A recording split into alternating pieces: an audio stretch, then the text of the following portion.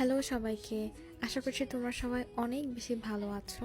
আমার এই বাসায় ওঠা 4 থেকে 5 মাস হয়ে যাচ্ছে। মেইনলি আমার বিয়ের পরে আমি প্রথম এই বাসাটাতেই উঠি।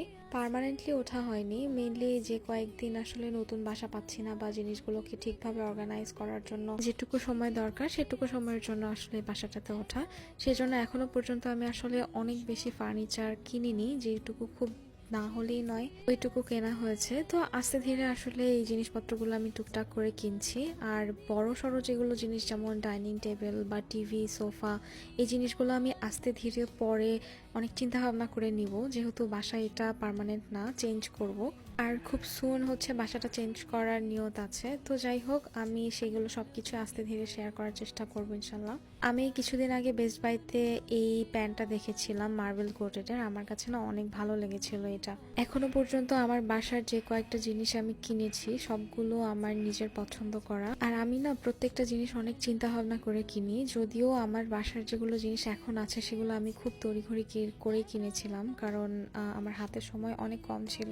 আর আমাদের বাসার জন্য অনেকগুলো জিনিস একসাথে কিনতে হচ্ছিল, যার কারণে আসলে সব দিকে মিলিয়ে আমি ওভাবে পছন্দ করে কিছু কিনতে পারিনি। তবে ইনশাল্লাহ বাসা সুইচ করার পরে নতুন করে সবকিছু যখন অর্গানাইজ করব তখন সবকিছু নিজের মতো করে অনেক বেশি বিচার বিবেচনা করে পরে কিনবো।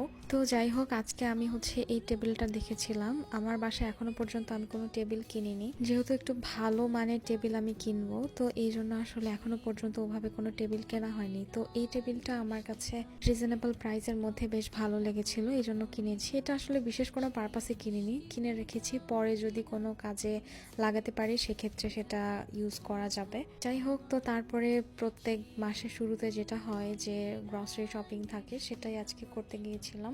সব কেনাকাটা শেষ করে আমাদের ম্যান্ডেটরি আবেশে খেতে যেতেই হবে, কারণ আবেশের খাবার আমাদের দুজনেরই অনেক বেশি পছন্দের। আমরা যেহেতু চেষ্টা করছি সুগার কিছুটা কাট করার জন্য, এই জন্য আসলে আবেশের চা তেমন একটা খাওয়া হয় না এখন আমাদের, কারণ ওদের চায়ে আসলে চিনি কাট করার বা চিনি কমানোর কোনো সুযোগ থাকে না, যার কারণে চাটা অ্যাভয়েড করছি।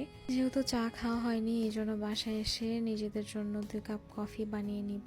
আর এখন হয়তো বা একটা মুভি দেখবো। বেশ কয়েকটা মুভি আর সিরিজ নামিয়ে রেখেছে, সেগুলোই দেখবো হয়তো। তার আগে তোমাদেরকে এই ভিউটা দেখাই দিলাম, কেমন লাগলো অবশ্যই জানাবা। Thank you so much for watching. By.